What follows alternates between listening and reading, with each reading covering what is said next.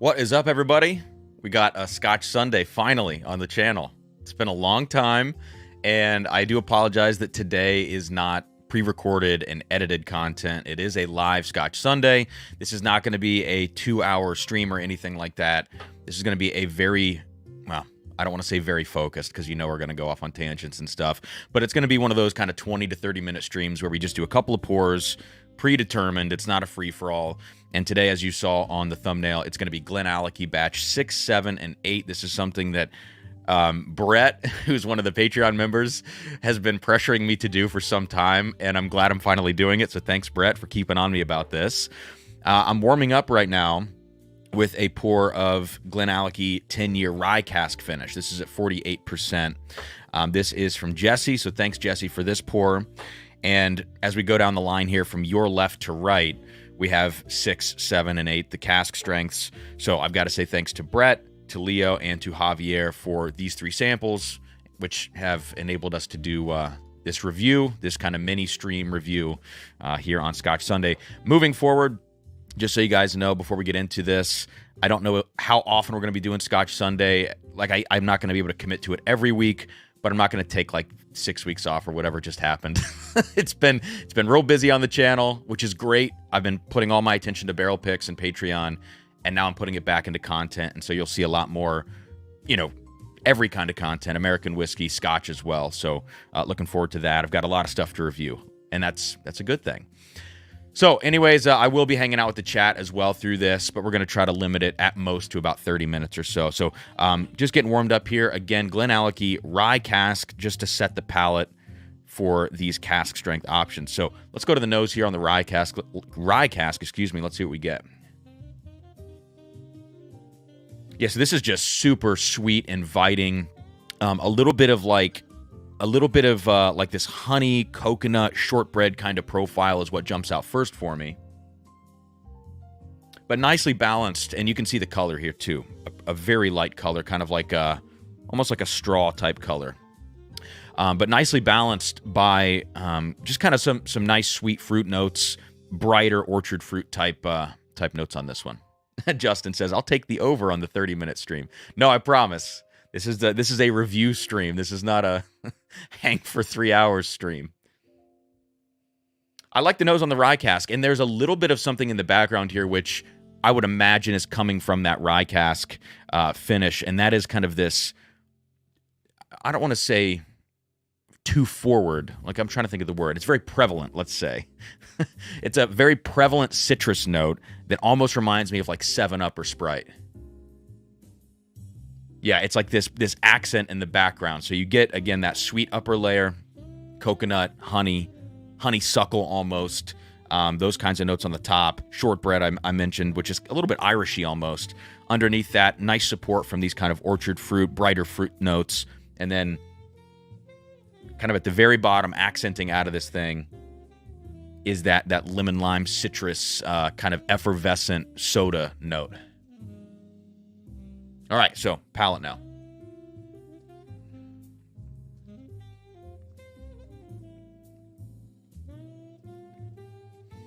Oh, wow, okay. So it starts off sweet and buttery, like some of the top notes that I talked about. And then as it rolls back, there's this kind of flash of fruitiness, and then all of this spice ramps up. So, again, I'm going to imagine that's coming from the rye cask. At only 48% ABV, I think there's a disproportionate amount of kind of peppery spice and almost like lime salt, I think is kind of a note that I'm getting out of this. So I really like this stuff. It's super refreshing, but it also has enough of a spice and backbone to kind of keep it interesting, I think, through the whole sip. Yeah. So, great way to get the palate warmed up. I dig it. You know, one thing that I always, when I think of rye cask finishes, I don't always think of Scotch or Irish. I think that would be, you know, they do exist, of course. But typically what I think about is willetized, the Lagunitas stout that is finished in willet rye casks. For some reason, whenever I see a rye cask finish, I think of willetized, and that was always one of my favorite beers when I was into craft beers. So let's move on now. We're going to get into these batches 6, 7, and 8. We're going to start with 6. We're just going to go right down the line. I've tried, I think, 2 of these up to this point. I don't remember any of my notes, to be real. So I think putting them all together is going to be pretty fun to kind of examine the differences. I believe the casking is all the same on these. We don't get percentages. We don't get like the recipe of casks that go into these blends. But we do know that we get PX sherry, we get Oloroso sherry, we get red wine casks, which are Rioja casks, and we get some virgin oak in here as well. So a nice blend of, seemingly wine-heavy casks. That's going to probably be exciting for the sherry lovers out there, and I'm one of those. So let's see. Sugar Kitty says, I think I recently saw 5, 6, and 7 batches, stretched a bit too thin recently to put down the money. Yeah, and I think Brett was saying that I think 7 and 8 are still at his local for about $90 a piece. What prices do you see these at in your areas? I'm just curious. All right, let's go to batch 6 here. And this is coming in, batch 6, 57.8%. They're all kind of in that range. Great color to this, natural color. Really powerful nose on this one. So batch 6 to me has like this kind of dark, leathery, almost asphalt component to the nose, but that kind of extreme darkness is balanced out. Like it's a very extreme opposite, I would say. There's a bunch of sour fruit tones on the nose to this.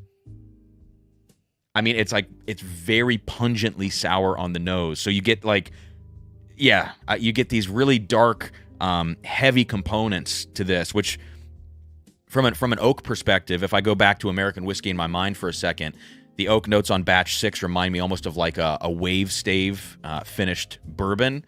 You might get, from like Backbone or something, like a really overcooked wave stave or a second barreling of something American whiskey wise that's been exposed to high heat. Like it's very intense oak. But then it's like this it's like this salted watermelon, pineapple, just not necessarily the notes themselves, but the feeling of the sourness that you get from those fruits. Now I know watermelon is not particularly sour. I mean more of like a candied warhead watermelon almost. So I just get this intense sour note on the top of this. And then kind of like this dark chocolate, maybe slightly like burnt toast a little bit on here.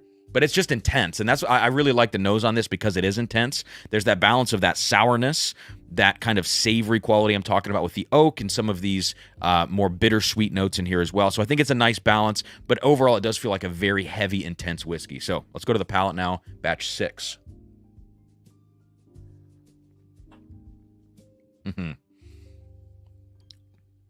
Oh man, that's a blistering whiskey to me on the palate. So good. Oh man, so good. It really takes over with that dark chocolate coffee kind of bittersweetness on the palate, I would say. But the entire time that I'm sipping this, that sort of fruit note is hanging out, that sour fruit note. It's sucking the moisture out of my palate just a little bit. I would say this is a little bit dry at cask strength. So I do have some water here that we can throw into these pours, maybe like 2 or 3 drops a piece or so. Once we go down the line first neat. I know everybody's been asking about water, so I got my handy dandy dropper here from a good friend. So, all right, let's do one more sip of batch 6.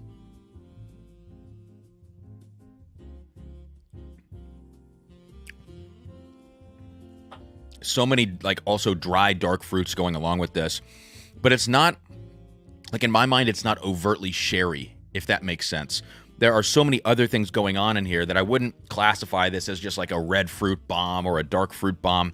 Those things are in there, but it has so many other layers, so many other dimensions to it with those chocolate notes.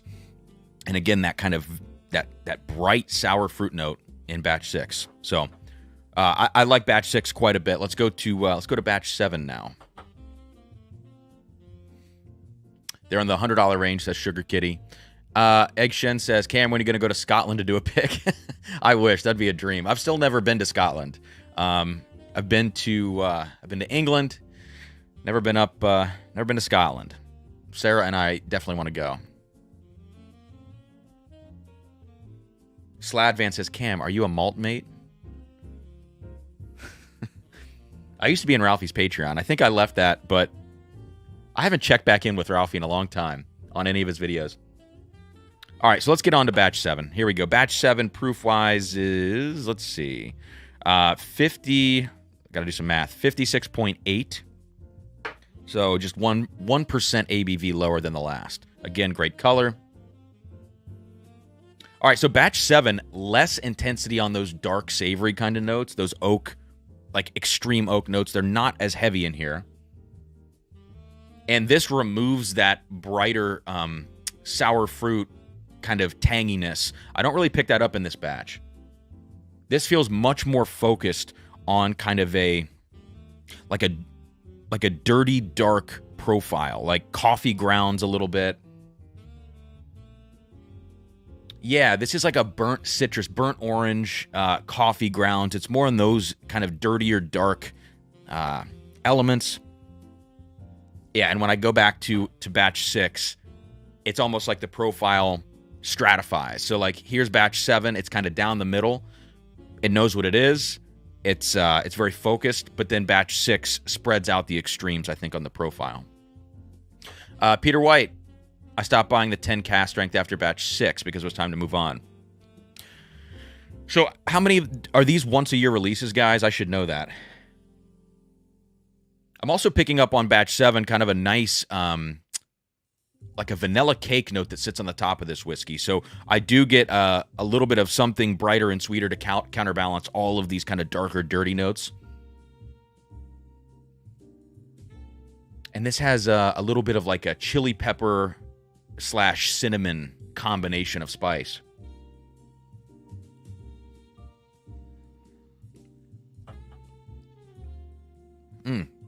It's way more gentle on the palate.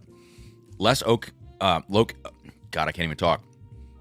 Less oak intensity on the palate, which makes this feel a little bit less proofy almost, even though it is almost the exact same proof.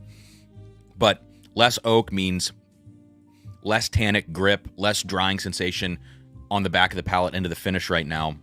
So I think from a drinking experience perspective, while batch 7 is maybe a little bit more crushable, I think it's actually maybe a better drinking experience than batch 6, but batch 6 is just like, if you want raw, unbridled, intensity from your whiskey, sherry bomb, yes, but also just flavor bomb, because there's so many other things going on beyond, beyond like some of the traditional notes I would associate with sherry finishes. Then you might be a batch 6 person. But batch 7, to me, I really like this drinking experience.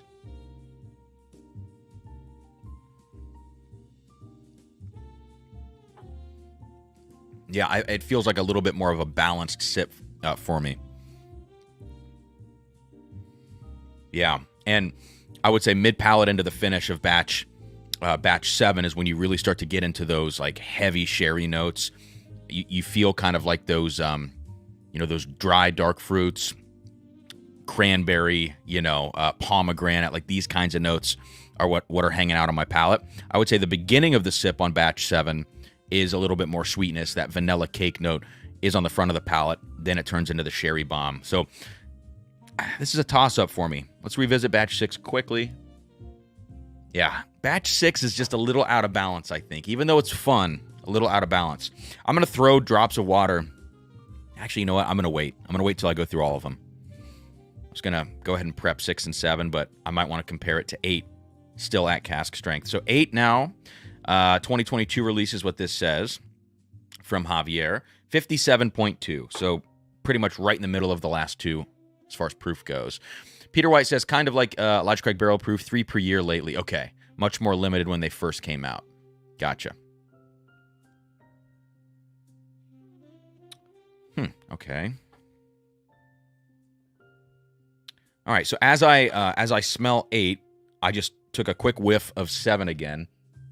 7 distinct almond note coming out now, which I didn't pick up before, but I think in comparison to 8, 7 feels very almond heavy. All right. Let's get into 8 here. Wow. All right. 8 has a little bit of a like a honey barbecue note to it. but also a very sweet, whereas some of these others had dark chocolate and kind of coffee ground type notes. This is a distinct milk chocolate. It's a sweeter chocolate profile on here. Yeah, I mean, that, to me, it like screams loud and clear. Milk chocolate, but then this kind of honey barbecue thing. All right, I'm just going to go to the palate here. We'll come back.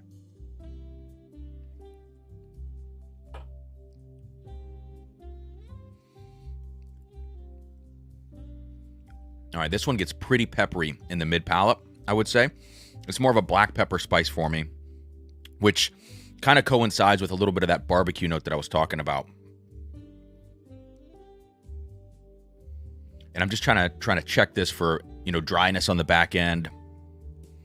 I think this one, as well as batch 7, so 7 and 8 so far, probably a better drinking experience for me than batch 6. I'm going to kind of bring my brain back to American whiskey for a second again, which I'm always going to do on these streams. But batch 6 feels to me like a Nashville Barrel Company product in the sense that it feels like kind of like rebarreled, heavy, like Kelvin oak. You know what I mean? That kind of sensation that you get from American whiskeys. And it's just so much oak packed in. That feels like batch 6. And these other two feel a little bit more natural, I guess would be a good way to put it. All right, so quickly, 7 and 8. Here we have 7. Here we have 8. All right, so batch 8 loses that vanilla cake note from 7, I would say. Batch 8 leans more into fruit, even brighter fruit notes here. So I'm getting kind of like what do I call this? I'm getting kind of more of like an Asian pear note, I think. Yeah, that's kind of where I want to go. Asian pear, maybe a little bit of like an orange note in here too, like a citrusy thing on batch 8, which in some ways reminds me of that sour fruit note from batch 6. But it's not nearly as strong, nearly as pungent. Yeah, I like 8. There's a little bit of a youthful thing in here for me. I don't know. All right, let's go one more time on the palate, batch 8.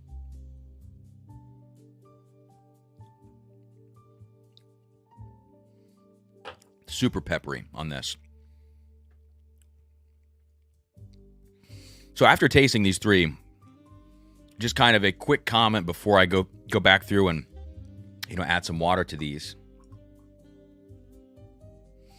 I think at $90, $100 or so,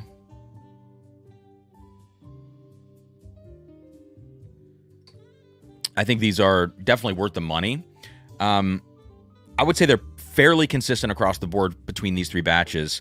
Although batch 6 to me does feel like an outlier. So I don't know if an outlier like that exists in batches 9, 10, 11, which I think we're up to 11 now. I'm not sure if any outliers exist in those batches, but I would call 6 out of these three definitely the outlier. I feel like you could pick it out, if you did these three blind and you knew what the profiles were. And I think it's going to appeal to a certain kind of person that just wants crazy intensity. I'm going to do one more drop in these. Let's bring it down just a little bit more.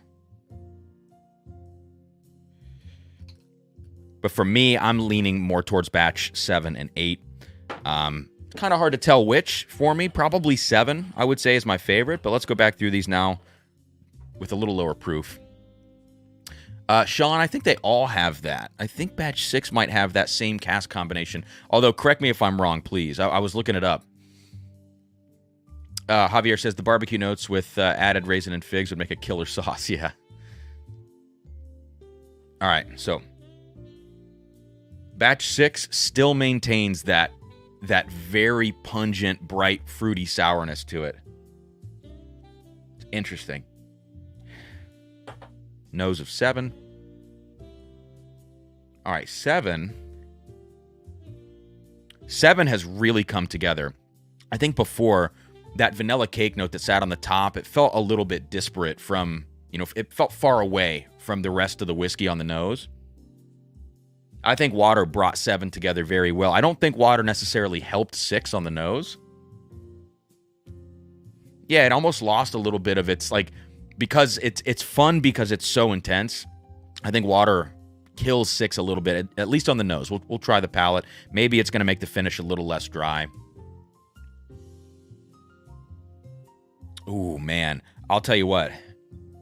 From a profile perspective, profile alone, I think batch 8 handled the water the best. It got so sweet. So sweet. Brett says, I get some sulfur and it's more prevalent on the palate. Brett, are you talking batch 6?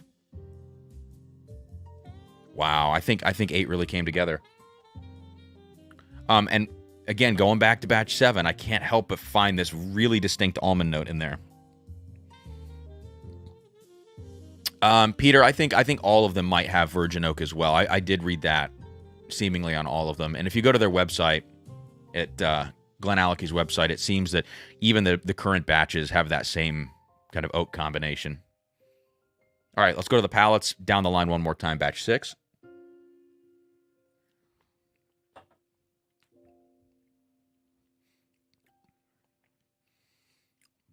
Water really, really helps the palate on 6.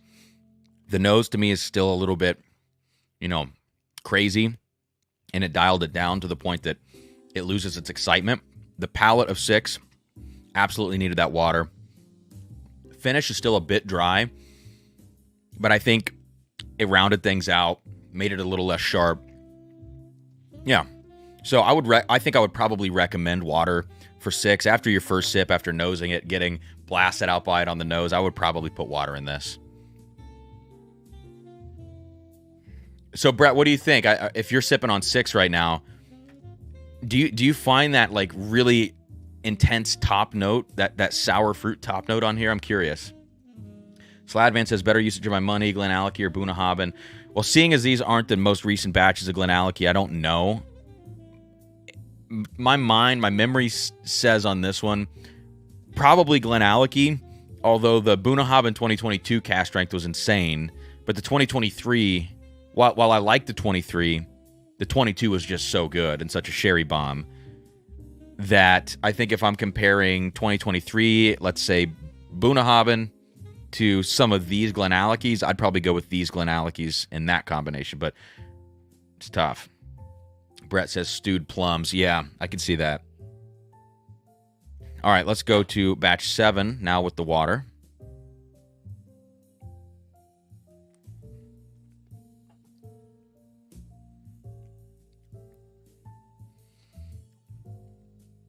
Batch 7 on the nose, before I took that sip, a little bit of a pencil shaving note, which I don't think I picked that up earlier.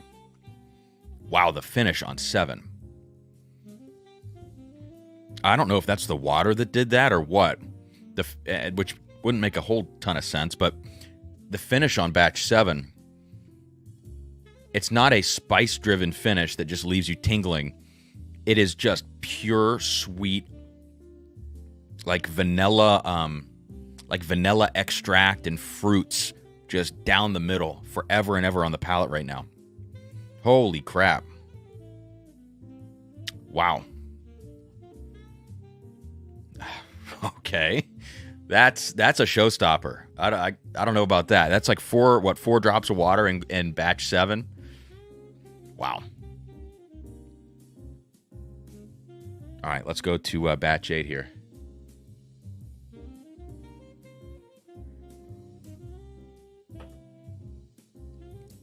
Still that very intense black pepper. Batch 8. Pop rocks on the palate right now. Yeah, and this is a little bit of a darker profile to me on the finish. And that spicier barbecue, peppery profile on the finish. Yes, it has dark fruits. Yes, it has, the sherry cask influence and sweetness and all that. But what stands out are those barbecue notes and that pepperiness. And it's also got a substantially long finish, but it's a completely different experience than 7. I think there's an argument to be made between 7 and 8 for me. Kind of across the board of which one you would prefer. I think it's such a toss-up. And I hate to discard 6 so quickly, but I think 6 is kind of still, still just all over the place. Yeah. I'm going to do one more sip each of 7 and 8. I'm going to see if these finishes hold true. If that 7 finish is still just sweetness and flavor without a lot of spice, which, to be honest, are my favorite kinds of finishes. I think it's easy for people when they're blending whiskey, and I know this is like such a generalization, I think it's easy for people to blend a long finish by way of just throwing in spice bombs into the mix. I think it's much more difficult to blend a whiskey that has a long finish that's actually balanced with the flavor from the initial sip that just carries through for a long period of time. I think that's more of a challenge. I find that in my own kind of home blending. I find that when you're doing barrel picks, it's much harder to find those kinds of finishes where it's just pure flavor. I think it's a much easier thing to find those spice bombs, which then I translate to the fact that in a blend, it's the same issue. It's just more rare to find a flavorful long finish on a whiskey. So I always appreciate those just a little bit more. Yeah, Brett says, I think I like it without the water. I probably agree that the charm of, if you can call it charm, because it's so intense, I think the charm of batch 6 is just what it is. It's so crazy, and it just smacks you in the face. I get that it does bounce it a bit, but that's not why. Exactly, that's not why you reach for it. I totally agree, man. So that's one more sip of 6. Javier says, seems like these are mood pours despite being the same general cask makeup. Yeah, it's interesting, the diversity between these 3, I would say. All right. Batch 7 one more time.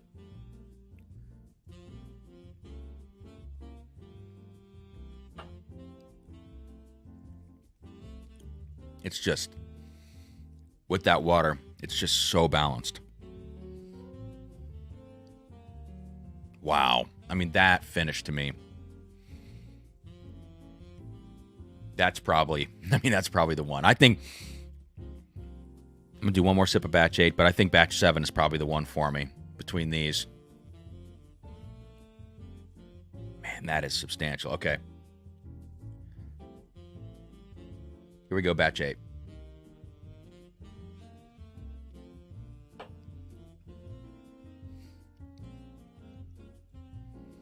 If you guys like a little spicier experience with or without water, batch 8 is the one.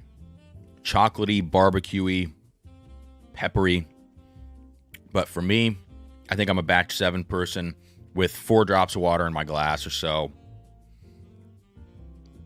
Batch 8 a little bit drier on the back end as well. It has all that spice in that long finish, but it does get a little bit drier. 7 stays fresh. It stays sweet. I would reach for 7 kind of just generally at any time. I think I would reach for that. I would reach for 6 if I just want something crazy and funky, and I'd reach for 8 if I want something to like hold my attention with spice. So there we go. Are all of them recommends? I think so. I think this is this is fun whiskey. It's fun to play with. $100 or less, totally.